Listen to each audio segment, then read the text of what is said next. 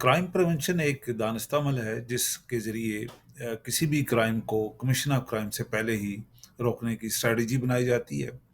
और इस सारे अमल को क्राइम प्रिवेंशन कहा जाता है। इसकी आमतौर पर जो बड़ी दो अक़साम है, एक का नाम है सिचुएशनल क्राइम प्रिवेंशन और दूसरी का पुलिस ओरिएंटेड पुलिसिंग है। सिचुएशनल क्राइम प्रिवेंशन और पुलिस ओरिएंटेड पुलिसिंग बेसिकली एक ही टेक्निक के दो नाम हैं और इन दोनों टेक्निक का आगाज़ 1970s में हुआ। और जो एक को पुलिसिंग के साथ इस्तेमाल किया जाता है। जो सिचुएशनल क्राइम प्रिवेंशन मॉडल है वो यूके में इसका 70s में आगाज़ किया गया, जबकि पुलिस ओरिएंटेड पुलिसिंग का आगाज़ ये अमेरिकन कॉन्सेप्ट है, ये भी उसी दौर में शुरू हुआ। और ये बेसिकली एक एक्शन रिसर्च मॉडल है। एक्शन रिसर्च मॉडल होने की वजह से ये कॉन्स्टेंटली एक इवॉल्विंग प्रोसेस है और ये बेसिकली जो स्पेसिफिक क्राइम प्रॉब्लम है उसको डील करने में बड़ा मौसर साबित हुआ है।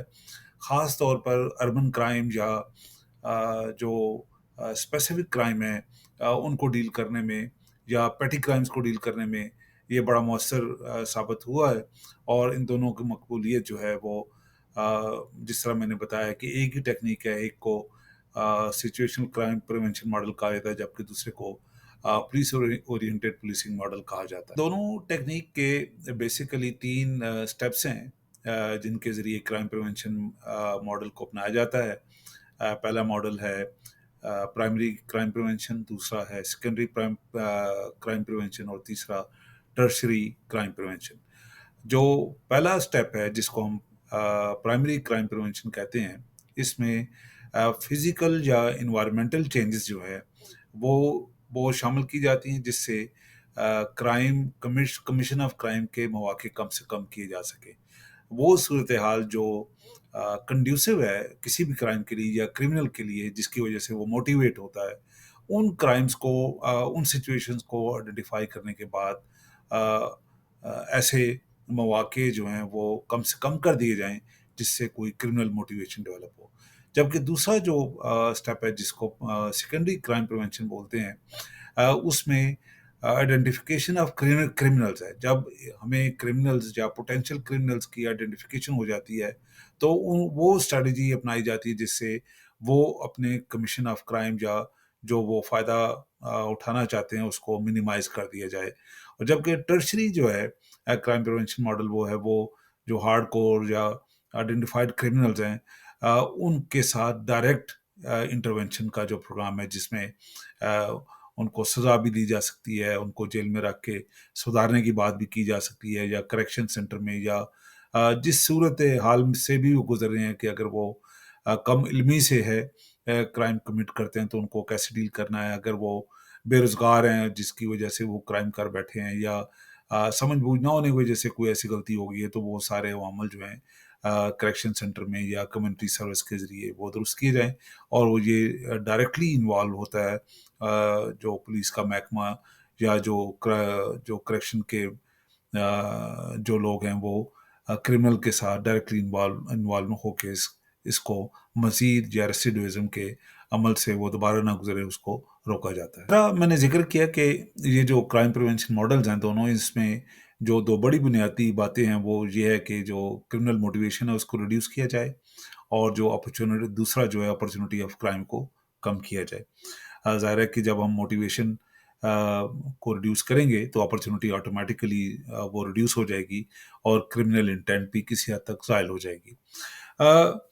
बेसिकली ये जो क्राइम प्रिवेंशन मॉडल है या सिचुएशनल क्राइम प्रिवेंशन मॉडल जो है ये हमें ये अपॉर्चुनिटी देता है कि आमतौर पर इसके बारे में कुछ लोगों का ख्याल है कि ये क्राइम प्रिवेंशन मॉडल जो है ये साइंटिफिक मॉडल है और कुछ लोगों का ख्याल है कि ये साइंटिफिक मॉडल से ज़्यादा एक आर्ट की सूरत हाल इख्तियार कर गया है। तो अगर दोनों सूरतों में अगर ये चाहे ये साइंस है या आर्ट है, जो भी एजेंसी इसको इस्तेमाल कर रही है उसके लिए लाज़म है कि दो उसमें बुनियादी अवामल को ज़रूर सामने रखे और दो जिस तरह मैंने कहा कि ये रिसर्च एक्शन मॉडल है تو اس میں بیسیکلی ریسرچ جو ہے وہ کسی تھیوریٹیکل پرسپیکٹو پہ کی جاتی ہے. ایک تو ہے نمبر ون جو تھیری ہے وہ ہے ریشنل چوائس تھیری، اور دوسری ہے روٹین ایکٹیویٹی تھیری. اس کو ریشنل چوائس تھیری کو ہم اس طرح کہہ سکتے ہیں کہ جب بھی کوئی آدمی یا اوفینڈر جو ہے وہ کسی کرائم کے بارے میں سوچتا ہے تو اس کے بارے میں اس کی باقاعدہ ریسرچ ہوتی ہے. وہ دیکھتا ہے کہ یہ کام کرنے میں کتنا رسک ہے اور کتنا اس کو فائدہ ملنا ہے. جب وہ رسک فیکٹر جو ہے وہ فائدے کے مقابلے میں کم ہوتا ہے تو وہ لازمی طور پہ وہ موٹیویٹ ہوتا ہے کہ وہ یہ کرائم کرے. اور اگر رسک فیکٹر زیادہ ہے اور فائدہ اس میں کم ہے تو وہ عام طور پر اس سے ہٹ جاتا ہے. تو یہ ایک ریسرچ ماڈل کی جو بنیادی تھیری ہے وہ ریشنل چوائس تھیری ہے. اور دوسری تھیری جس کا ذکر میں نے روٹین ایکٹیویٹی تھیری ہے. اس کے مطابق ایک آدمی فار ایگزامپل روزانہ جا رہا ہے اور وہ دیکھتا ہے کہ اس کو کوئی بھی دیکھ نہیں رہا. اگر وہ کچھ حرکت ایسی کرتا ہے جو ان نوٹس چلی جاتی ہے تو وہ اس کا فائدہ اٹھانے کی کوشش کرتا ہے. عام طور پر آپ نے دیکھا ہے کہ ہم دیکھتے ہیں کہ جو اکثر ہم جو مس ڈائریکٹڈ یوتھ ہے وہ ریڑیوں سے گزرتے ہوئے کوئی پھل وغیرہ اٹھا لیتے ہیں. آپ دیکھتے ہیں کہ ٹریفک سگنلز پہ بھکاری کھڑے ہیں، وہ دیکھ رہے ہیں کہ ہمیں کوئی بھی روکنے والا نہیں ہے، کوئی پوچھنے والا نہیں ہے. تو وہ عام طور پر اس ایکٹیویٹی کا جو رش کا ٹائم ہوتا ہے اس وقت اگر پولیس ہے وہ ٹریفک مینجمنٹ میں ہے یا اور چیزوں کو دیکھ رہی ہے تو وہ اس کا فائدہ اٹھانے کی کوشش کرتے ہیں. تو بیسیکلی یہ ریسرچ ماڈل جو ہے یہ کانسٹنٹلی ایوالونگ ہے. ڈفرینٹ تھیوریٹیکل پرسپیکٹو کو اس میں شامل کیا جاتا ہے. لیکن بنیادی طور پر یہی ہے کہ یہ سچویشنل کرائم پریونشن ہے. تو جو سچویشن ہے اس کے مطابق ڈیٹا کلیکشن ہوتی ہے، کمیونٹی انوالومنٹ ہوتی ہے. اور اگر اس کو کمیونٹی کے ساتھ مل کے کیا جائے، کمیونٹی کی انفارمیشن کے ساتھ چلا جائے تو یہ ماڈل جو ہے بڑا افیکٹو ہے. خاص طور پر جب کمیونٹی انفارمیشن دینا شروع کر دیتی ہے تو پولیس کے لیے یہ آسان ہو جاتا ہے کہ وہ نہ صرف ان چھوٹے کرائم کو روکے بلکہ جو فیوچر میں جو بلڈ اپ ہے، جو بڑے کرائم بھی اس کی وجہ سے ہو سکتے ہیں، ان کو بھی روکا جا سکتا ہے اس سے پہلے کہ وہ ایک لیول پہ چلے جائیں جہاں سے ان کو کنٹرول کرنا مشکل ہو. تو وہ انفارمیشن سے انالیسز کے ذریعے، ڈیٹا کلیکشن کے ذریعے بڑے بڑے کرائمز کو بھی بڑی آسانی کے ساتھ وقوع پذیر ہونے سے یا کمیشن آف دیئر کرائم جو ہے وہ اس سے کرمنل ایکٹیویٹی سے ان کرمنلز کو باز کیا جا سکتا ہے یا روکا جا سکتا ہے. سچویشنل کرائم پریونشن میں عام طور پر 5 ٹیکنیکس کو استعمال کیا جاتا ہے. جو سب سے پہلی ہے کہ وہ ٹارگٹ ہارڈننگ ہے، یعنی کہ انکریزنگ دا رسک جو ہے وہ اڈاپٹ کیا جاتا ہے. کوئی بھی کام کرنے سے پہلے اس کو مشکل بنا دیا جائے. عام طور پر آپ نے دیکھا کہ جہاں پہ گاڑیاں چوری ہوتی تھی، موٹر سائیکل چوری ہوتی تھی تو گاڑیوں کو ایکسٹرا لاک لگا دیے گئے، موٹر سائیکلز کو ایکسٹرا لاک لگا دیے گئے جس سے کم از کم جو کرمنل ہے اس کے لیے ٹارگٹ جو ہے وہ سافٹ نہیں رہا اور اس کا جو ٹائم جو ہے وہ تھوڑا انکریز ہو گیا، جس کی وجہ سے وہ ایک دفعہ سوچتا ضرور ہے کہ اس کو دیکھا جائے گا. اور دوسرا یہ ہے کہ وہاں پہ سی سی ٹی وی کا استعمال کر دیا جاتا ہے، پیٹرولنگ جو ہے وہ بڑھا دی جاتی ہے. اور دوسرا اس سے زیادہ جو دوسری ٹیکنیک ہے وہ انکریزنگ دا رسک ہے.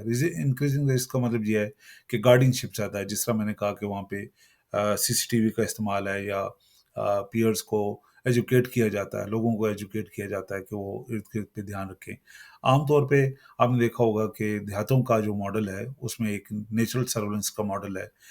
لوگوں کے گھر دور دور ہیں، اگر کوئی اس گھر کے نزدیک جاتا ہے تو ظاہر ہے کہ جو وائٹ ڈاگز ہیں یا جو دیگر اینیملز ہیں وہ بھی کسی اجنبی کو دیکھ کے شور مچانا شروع کر دیتے ہیں. اور عموماً ایک جو سپیس ہے گھروں کے آگے وہ ذرا زیادہ ہوتی ہے تو وہ کوئی بھی آئیڈینٹیفائی ہو سکتا ہے، دیکھا جا سکتا ہے کہ کوئی کس طرف جا رہا ہے. اور تیسرا جو ٹیکنیک ہے اس میں ریڈیوسنگ دی ریوارڈس. اب آپ دیکھیں کہ اگر ہم پاکستان کی مثال دیکھتے ہیں کہ گاڑی چوری ہوتی ہے تو 1 گھنٹے کے اندر اندر اس گاڑی کے حصے کھول کے وہ کباڑیوں کے پاس پہنچ جاتی ہے. اور وہ اگر کوئی اس گاڑی کو پورا نہ بیچ سکیں تو اس کے پارٹس بیچ کے وہ اپنا فائدہ حاصل کر لیتے ہیں. اگر ان چیزوں کو بھی جو ڈفرینٹ بروکرز ہیں اگر ان کے پاس ریکارڈ کیپنگ کے لیے کوئی سسٹم بنا دیا جائے تاکہ ان جو یہ پتہ ہو کہ کس سورس سے یہ انہوں نے سامان خریدا ہے. تو اس ٹارگٹ ہارڈننگ سے اور جو ریڈیوسنگ ریوارڈ سے یہ سچویشن جو ہے وہ بہتر کی جا سکتی ہے. اور تیسرا جو ہے وہ ریموونگ دا ایکسکیوزز ہے. اس کا بھی ایک طریقہ کار ہے کہ جب بھی کوئی کام کرتا ہے تو وہ عام طور پہ کوئی نہ کوئی موٹیویشن یا ریونج اس کے پیچھے ہوتا ہے. تو اگر وہ جو صورتحال ہے جس میں کوئی کسی کے ساتھ کوئی ریونجفل ریزن ہے یا کوئی موٹیویشن ہے یا کوئی ایسے گینگ میں شامل ہو گیا ہے جو آلریڈی آپریٹ کر رہی ہے، تو اگر ان گینگ کا خاتمہ کر دیا جائے، وہ جو کنفلکٹ ہے جس کی وجہ سے وہ ریونجفل ہو کے یہ کام کر رہا ہے، تو اس کنفلکٹ کو اگر ریڈیوس کر دیا جائے یا ایلیمنیٹ کر دیا جائے، تو یہ جس طرح میں بار بار ذکر کر رہا ہوں کہ یہ ایک ایکشن ریسرچ ماڈل ہے. تو اس میں ریسرچ، انفارمیشن اور ڈیٹا کا بہت زیادہ تعلق ہے. اگر یہ ساری چیزیں ملتی جائیں تو ایک یہ انفارمیشن ڈیٹا کلیکشن کیسے ہوگی کہ جب پولیس اور کمیونٹی مل کے کام کر رہے ہوں گے، اگر پارٹنرشپ میں کام کر رہے ہوں گے. اگر پولیس اور کمیونٹی کے درمیان فرق ہے، فاصلہ ہے، تو ویسے بھی کوئی انفارمیشن پاس نہیں ہوگی، ٹرسٹ جو ہے پولیس کا نہیں ہوگا تو لوگوں پہ، تو کوئی بھی انفارمیشن کی طرف نہیں جائے گی. اور پاکستان میں اگر آپ دیکھیں تو زیادہ صورتحال یہی ہے کہ تھانے جو ہیں وہ ان کی ایکسیسیبلٹی بڑی مشکل ہے، خاص طور پہ شرفا کے لیے، بچوں کے لیے یا خواتین کے لیے. تو وہ نوگو ایریاز ہیں، تو وہاں پہ جانا یا ان لوگوں سے اپروچ کرنا بڑا مشکل ہے. تو ایسے سارے عوامل اگر اختیار کر لیے جائیں جس میں پولیس اور کمیونٹی کا آپس میں ٹرسٹ ڈیفیسٹ جو ہے وہ ریڈیوس کر لیا جائے، تو یہ بہترین کرائم پریونشن ماڈل جس طرح ویسٹرن کنٹریز میں استعمال ہو رہا ہے، امریکن سوسائٹی میں استعمال ہو رہا ہے، یو کے میں استعمال ہو رہا ہے، تو یہ پاکستان میں بھی اس ماڈل کو بڑے اچھے طریقے سے استعمال کیا جا سکتا ہے. اور جس طرح میں نے کہا کہ ہمارے اگر دیہاتوں میں دیکھا جائے تو وہاں پہ اتنی زیادہ پولیسنگ کی ضرورت کوئی نہیں ہے، کرمنل ایکٹیویٹی بھی اتنی زیادہ نہیں ہے جیسے اربن ایریاز میں ہے. تو وہ نیچرل سرولنس جو ہے وہ وہاں پہ بڑی افیکٹولی استعمال ہو رہی ہے اور لوگ ایک دوسرے کو جانتے ہیں، جس کی وجہ سے کوئی بھی آدمی جو ہے وہ کرمنل ایکٹیویٹی کی طرف مائل نہیں ہوتا. تو سچویشن کرائم پریونشن ایسے تمام علاقے جہاں پہ رسک فیکٹر زیادہ ہے وہاں پہ بڑا افیکٹولی استعمال کیا جا سکتا ہے. اور یہ ایک ایسی اسٹریٹجی ہے جس سے کمیونٹی اور پولیسنگ کے ریلیشن شپ کو امپروو کیا جا سکتا ہے. اور یہ اسٹریٹجی جو ہے انفارمیشن کلیکشن کے حوالے سے بڑے بڑے کرائم یا وارداتوں کو روکنے میں بڑی افیکٹو ثابت ہو سکتی ہے.